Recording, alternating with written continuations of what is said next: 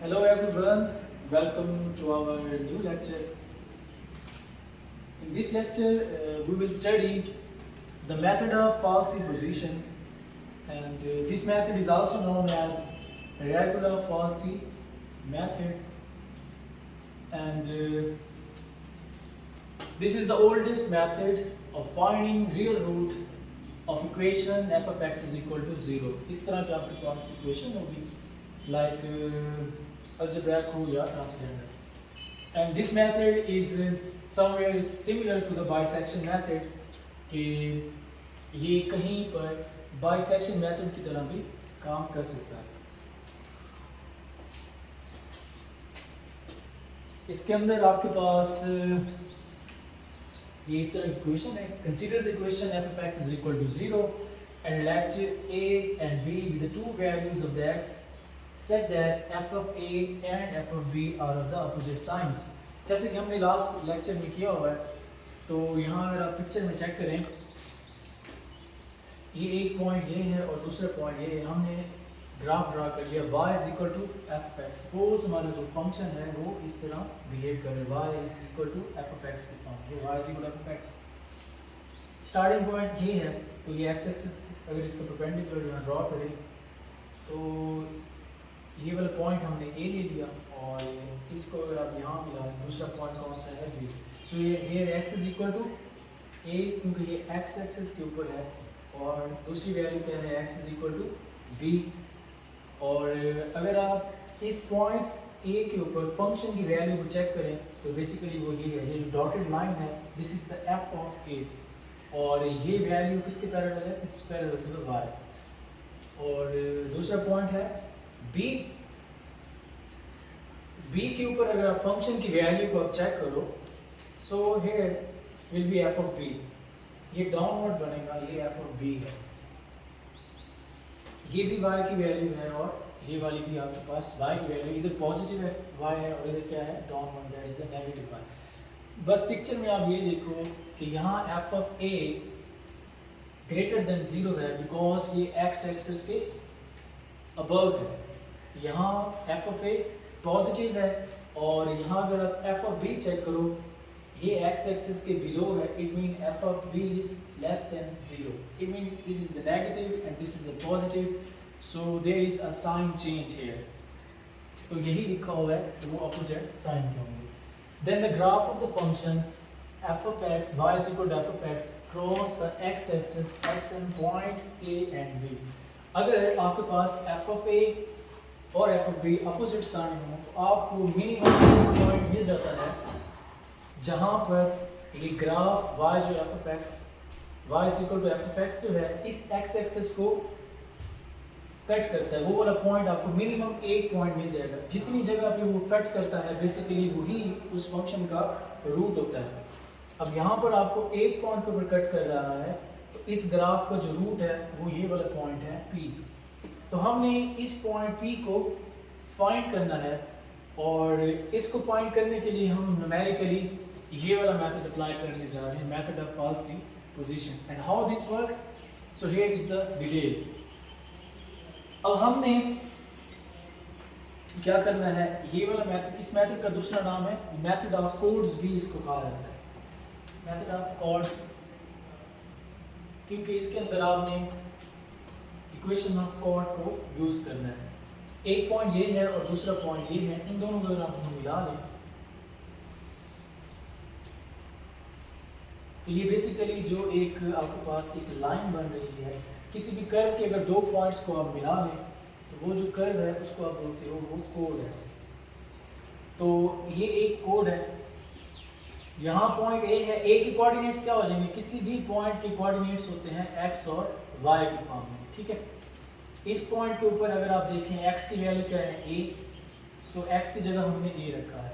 ये second point है y, और यहाँ अगर आप देखो जो f ऑफ a है क्योंकि ये पैरेलल है किसके, y एक्सिस से, so y is equal to f of a. और अगर आप इस पॉइंट की बात करें, यहाँ भी आपके पास दो कोऑर्डिनेट्स होंगे, एक x का और एक y का. अगर आप चेक करो x is equal to b, तो पहली वैल्यू है x की and the second one is the value of y that is equal to the f of b। अब आपके पास ये दो पॉइंट्स हैं, एक a जिसके कोऑर्डिनेट्स ये हैं और दूसरा पॉइंट b है जिसके कोऑर्डिनेट ये हैं। हमने इस इक्वेशन की, ये बेसिकली ये जो कॉर्ड है इसकी हमने इक्वेशन लिखी है जो इन दो पॉइंट्स को मिलाने से हमें मिली है।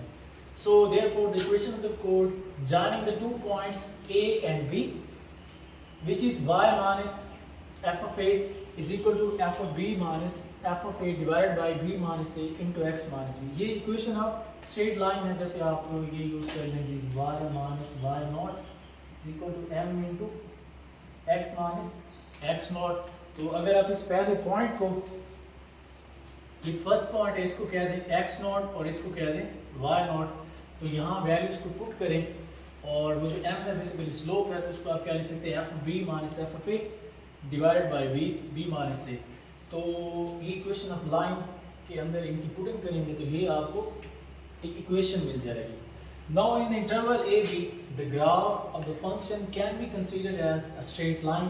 तो क्लियरली आपको नजर आ रहा है कि इसका ग्राफ जो है एक कोड बन रहा है जो कि क्या है, स्ट्रेट लाइन है और उसकी इक्वेशन ये है। So the intersection of the line by one with the x-axis will give an approximate value to the root putting y is equal to 0। अगर आप इस स्ट्रेट लाइन की बात करें, ये जो हमने ये रेड लाइन मैंने ड्रॉ की हुई है, तो ये इस पॉइंट के ऊपर कट कर रहा है। अब जहाँ ये कट कर रहा है वो क्या है, एक्स एक्सिस है।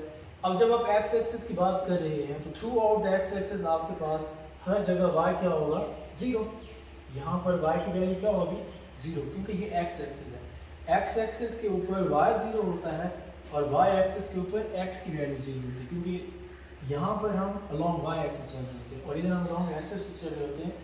सो यहाँ जस्ट x की वैल्यूज होंगी और अगर आप कोई भी पॉइंट यहाँ से लेंगे तो y ऑलवेज क्या होगा, 0। सो हम क्या करेंगे, इस इक्वेशन 1 में y की जगह 0 पुट कर देंगे। यहाँ हमने क्या सेट करना है, 0। तो नेक्स्ट स्टेप में अगर आप देखें, ये यहाँ लिखा हुआ है फिर y is equal to 0 in equation number 1। यहाँ पर आपने y को 0 पुट कर दिया, बाकी सारी वैल्यूज हमने सेम लिखी। यहाँ जस्ट आपने क्या पुट कर दिया, इसकी जगह 0 लिख दिया, तो बाकी एज इट इज। अब हमने करना क्या है, ये b माने से आप इस तरह मल्टीप्लाई करवा दें, ठीक है। मल्टीप्लाई करवाने के बाद आपने सिर्फ x की वैल्यू निकालनी है, जैसे सिंपल आप अलजेब्रा में करते हैं, तो ये उस तरह मल्टीप्लाई करवा दें और x की वैल्यू फाइंड आउट कर लें। बाकी सारा एक्सप्रेशन आप राइट साइड तक ले आएं, तो ये आपको x मिल जाएगा। Hence the first approximation to the given root is, यही आपके बेसिकली फर्स्ट अप्रोक्सीमेशन है, तो हम x की जगह क्या लिख देंगे, x1। x1 denotes the first approximation. So x1 ये आपकी पहली अप्रोक्सीमेशन है, a f of b minus b f of a divided by f of b minus f of a। So this is the method of false position and this is also known as the method of chords because क्योंकि हम इसके अंदर equation of chord को use करते हैं। अब ये जिस पॉइंट के ऊपर कट कर रहा है, सपोज ये वाला पॉइंट क्या है, यहाँ p is the actual root, हमने इसकी तरफ जाना है। जब हमने एक दफ़ा chord ड्रॉ कर लिया तो हमें क्या मिला, p1। अब ये जो p1 है इस पॉइंट के करीब प्रीलाइज कर रहा है, तो हम जब अगली इटरेशन करेंगे हमारा वो यहाँ बनेगा, जब नेक्स्ट इटरेशन करेंगे तो हमारा पॉइंट जो है वो यहाँ आएगा।